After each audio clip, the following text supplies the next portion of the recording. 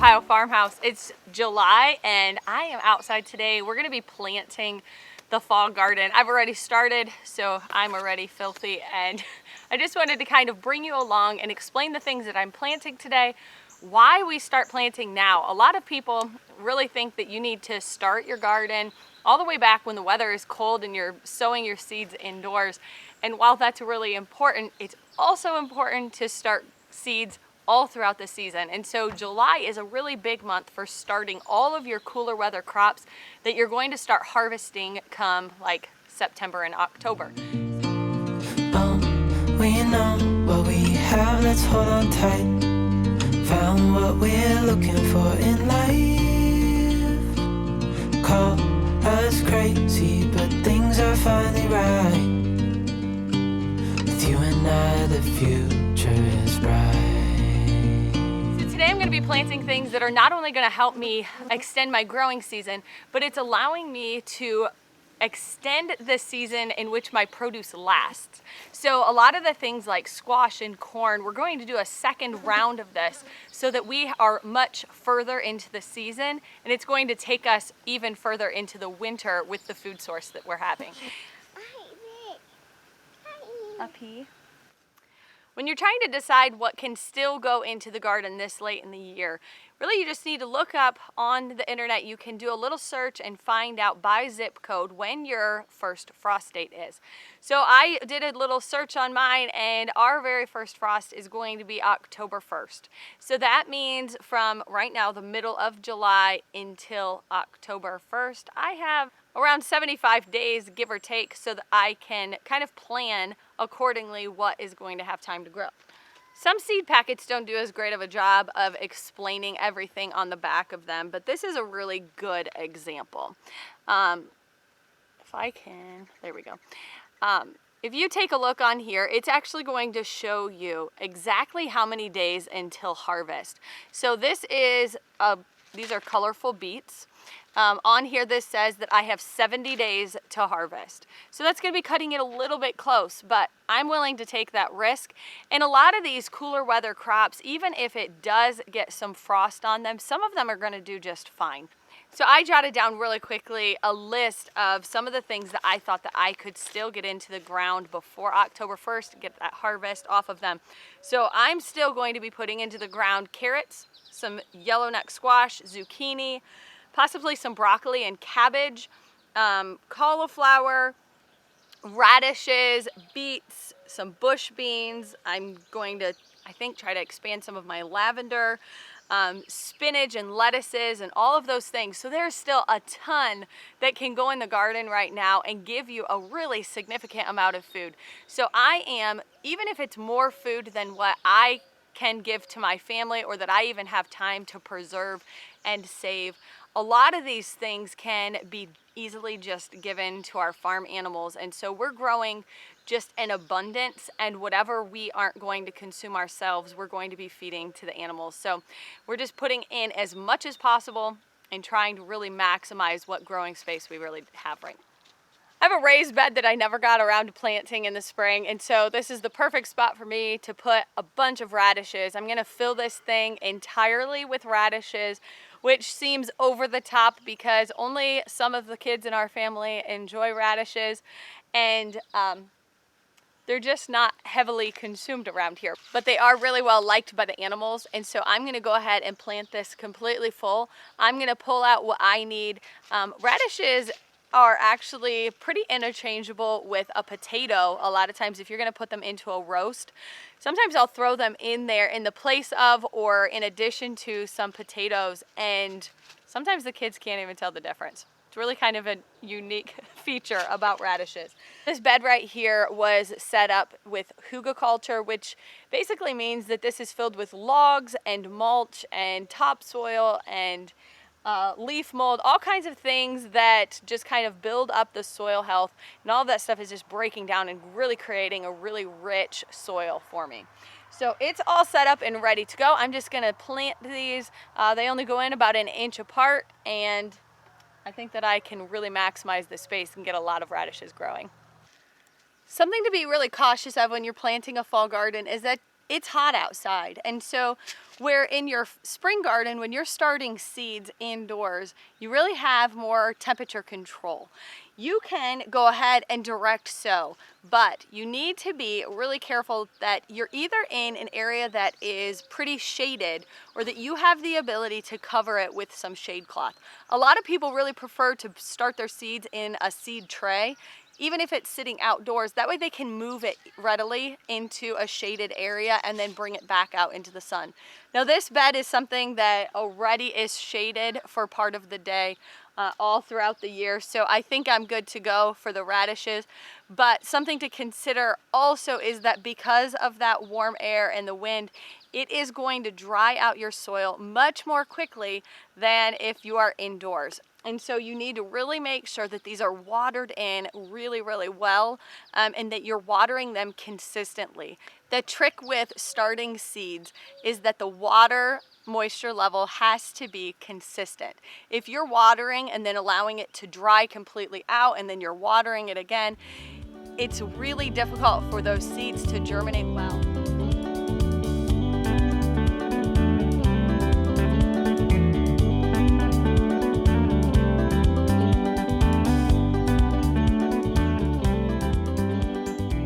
Make sure that I'm getting lots of lettuce planted. We are just now at the very end of our first batch of spring lettuce. It's done really well. We have about half of the bed that's bolted and really just needs to be pulled out. Some of it's still producing, and so I'm going to start on the end of the bed that things have bolted in. I'm going to pull all of that out and I'm going to get more lettuce seeds planted in there. And then as the others finish up and they're done, I will pull those out as well and then start planting in there so that I have a little bit of succession planting, that everything isn't getting done all at the same time. But we've been eating lettuce for a couple of months at this point, and it's awesome to be able to just run outside and clip what we need for the day. So lettuce seeds are really, really tiny, and when you are figuring out how big the hole needs to be or how deep you need to plant those, really it's about twice the width of the seed. And so lettuce seeds are very, very tiny. So really they almost sit on the surface of the soil, and then you just are brushing a little bit over the top. That's going to dry out really, really quickly, so you need to make sure that these are adequately watered and that it's consistent. Otherwise they're going to dry out and they're not going to do anything for you. They're not going to produce.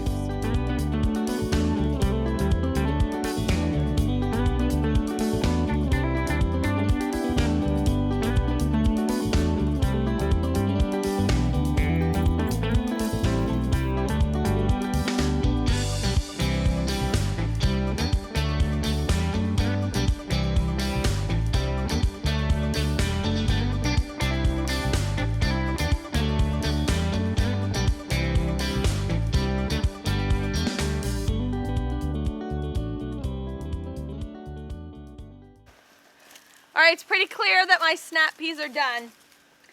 So I'm going to go ahead and rip these out, but I'm going to plant right away again because the kids love coming out here and picking these. I don't think they've ever made it into the house. They're always just snacked on while everybody is outside playing.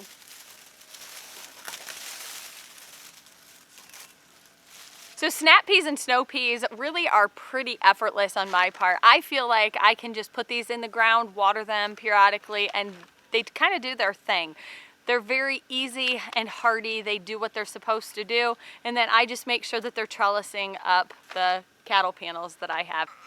The peas seem to be a little bit easier, so I'm going to really line every single one of these with more of those because the kids love to go out and snack on them. So you can see that this bed is pretty well planted out with carrots, but the snap peas are going to grow vertically, so that means that really I just need a little space right in between the cattle panel and my edge wall so that they can start growing up here on the panel. So just a tiny bit of space. I need to just make sure that this is cleaned out, no weeds, nothing left over, and then I'm going to go ahead and get planting.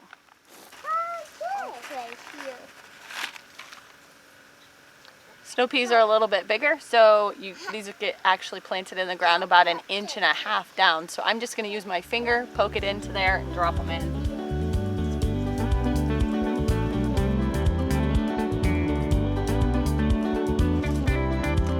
If you have a heavily mulched bed, you want to make sure that these little seeds are getting into the soil and that they're not just being planted into the wood chips. because they're not going to germinate and grow there. So just clean out a little bit of the wood chips so that you can reach down into the soil so that they're going to be able to grow.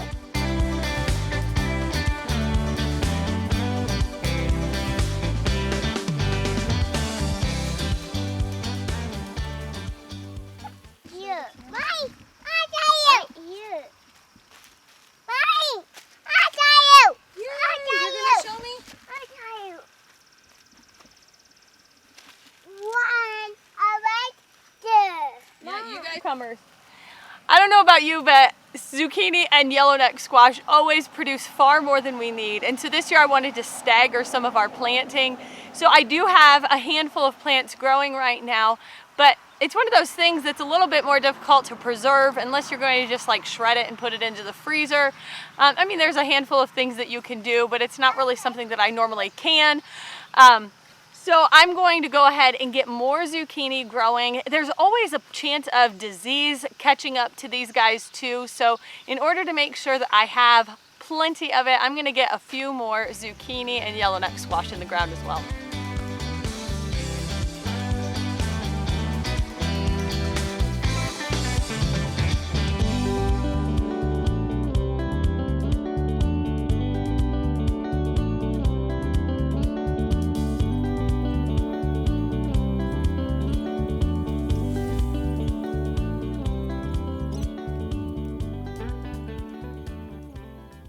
One of the last things that I'm going to go ahead and plant for the fall is a bunch more carrots. I did get quite a few to germinate and they're growing.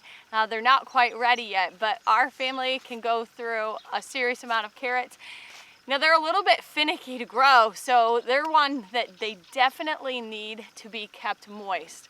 It's going to take a couple of weeks, normally like 10 to 14 days for them to even germinate and poke their head through, which is really rather long. So because of that, it's really important that we keep that soil nice and moist during the day. And it's difficult to do that when the carrot seeds are planted right on the surface of the ground. There is just nothing that can keep them protected. Now, just like we were talking about earlier, carrots don't have that strength to poke through the mulch. So really you can't mulch this until after they've started really growing, and then you can kind of mulch around the area. But up until then, you really need to leave it as bare soil or maybe just a little bit of leaf mold on the top. In order to keep them moist, a lot of people will cover their little seeds with a board. Now, you have to go out after about a week and start checking it every single day, but putting a board on the top of it will allow that moisture to stay in and keep the sun from baking things before the seed has germinated. So it just is a way to keep the moisture in, not dry out nearly as fast. So after a week, you're going to start checking, but as soon as it starts poking its head through, you have to get that off of there because everybody knows that plants need the photosynthesis and the sun. So very, very important to get the board off of there and allow it to start growing at that point. One of the cool things about carrots is that they actually get better as the soil gets colder. So you can keep those in even after it has frosted and pull those out much further into the season. That allows you to have more growing season. So I can actually succession plant some carrots and take that several weeks from now and still have plenty of time to get those growing and established, which is awesome. When you're planting carrot seeds, you can fit about maybe 16 of them in a square foot area. They can be pretty dense, so you don't want to just sprinkle them. The seeds are so minuscule that it's easy to overseed. But you want to make sure that in about a square foot area, you know, just kind of poke the holes and fit about 16 of them into a square. You're going to have much less waste that way. Otherwise, you're going to have to really just pick through those and thin them out. Otherwise, they're not going to be able to grow a nice big carrot. You're going to have things that are shorter and stubbier and intertwining with each other and causes all kinds of issues. So you want to give them the adequate space that they need in order to grow. So maybe you were just late to the game and you haven't even started a garden and you're recognizing that it's not too late. I hope that you'll get out and start growing.